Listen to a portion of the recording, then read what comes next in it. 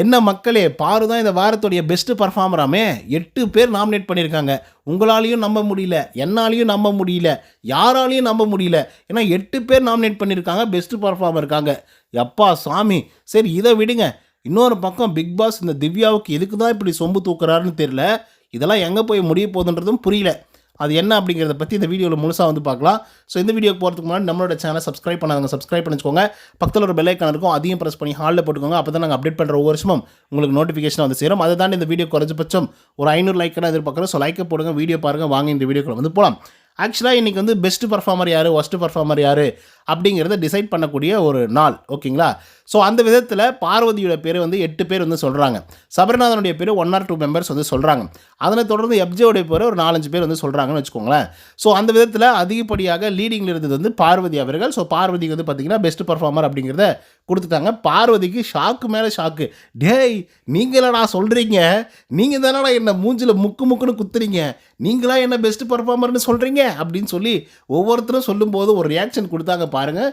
ஒரே சந்தோஷம். ஆனால் அதில் பிரவீன் ராஜ் சொன்னது தான் ரொம்ப டச்சிங்காக வந்திருந்தது. அது என்ன சொன்னார் அப்படின்னு பார்த்தீங்கன்னா, உன்னுடைய தப்பை நீ உணர ஆரம்பிச்சிட்ட அப்படின்னா உன் வாழ்க்கையை நீ முன்னேற ஆரம்பிச்சிடுவேன். ஸோ அந்த மாதிரி அவங்களுடைய தப்பை உணர்ந்து இப்போ வேறு ஒரு முகத்தை வந்து காமிச்சிட்ருக்காங்க. ஸோ இப்படியே இருந்தால் நல்லாயிருக்கும் அப்படின்னு சொல்லிட்டு நம்மளுடைய பிரவீன் ராஜ் அவர்கள் சூப்பராக சொல்லியிருப்பாப்புல. அதுக்கு பிக் பாஸே அப்ரிஷியேட் பண்ணியிருப்பார். குட் பாயிண்ட் அப்படின்னு வந்து சொல்லியிருப்பாப்புல. ஸோ அதுக்காக அந்த பாயிண்ட்டை மட்டும் சொல்கிறான். ஓகே, மற்றவங்கெல்லாம் இவங்க நல்லா பண்ணாங்க, சொல்லப்போனால் கோவப்படல, எல்லா வேலைகளும் கரெக்டாக பார்த்தாங்க, இந்த மாதிரி ரீசன்ஸ் தான் வந்து சொல்லியிருந்தாங்க. பட் அது வேலிடாகவும் ரொம்ப க்ரியேட்டிவாகவும் பிரவீன் அவர்கள் வந்து சொன்னார், அந்த வாயெல்லாம் ஒரு மாதிரி பண்ணி.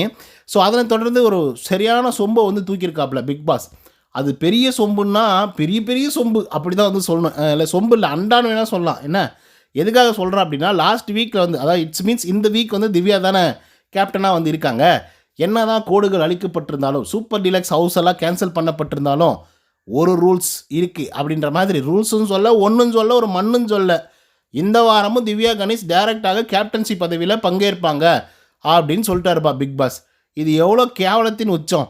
அங்கே எத்தனை பேர் இருக்காங்க. சரி, ஏன் பெஸ்ட் பர்ஃபார்மராக 2 பேரை தேர்ந்தெடுக்க வேண்டியதானே? ஏன் ஒரே ஆளை தேர்ந்தெடுத்து இன்னொரு ஆளை வந்து திவ்யா கணேஷ்க்கு எதுக்காக கொடுக்குறீங்க?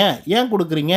ஏன் இதுக்கு முன்னாடி பிரவீன் ராஜ் அவர்களுக்கும் கனியக்கா அவர்களுக்கும் அதுக்கு முன்னாடி வந்து வந்தாங்களே அவங்களுக்கெல்லாம் வந்து கொடுத்துருந்துருக்கலாம்ல. துஷாருக்கு கூட ஒரு வாய்ப்பு கொடுத்துருந்துருக்கலாம்ல. ஸோ யாருக்குமே வந்து கொடுக்காம இவங்களுக்கு மட்டும் ஏன் கொடுக்குறீங்க அப்படிங்கிற ஒரு கேள்வி வருது. ஸோ அதனால தான் இந்த சொம்பு அண்டா அப்படின்ற பேச்செல்லாம் பேசினேன். மற்றபடிக்கு ஒன்றுமே கிடையாது. ஸோ அதனை தொடர்ந்து பார்வதி, பிரவீன் ராஜ் வந்து பெஸ்ட் பர்ஃபார்மராக தேர்ந்தெடுத்ததுனால, ஸ்டார் இருக்கிறதுனால அவர் வந்து டேரெக்டாக கேப்டன்சியில் வந்து பங்கேற்பார். அதே போல் சபரி அவர்கள் வந்து பங்கேற்பாங்க. ஏன்னா அவர்கிட்டையும் ஸ்டார் வந்து இருக்குது. அண்டு திவ்யா.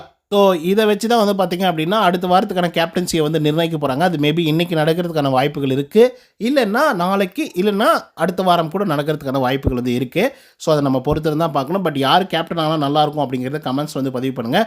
பட் என்னை பொறுத்த வரையிலையும் பார்வதி கேப்டன் ஆனாங்க அப்படின்னா வேறு லெவல் இருக்கும் அப்படின்ற மாதிரி தோணுது.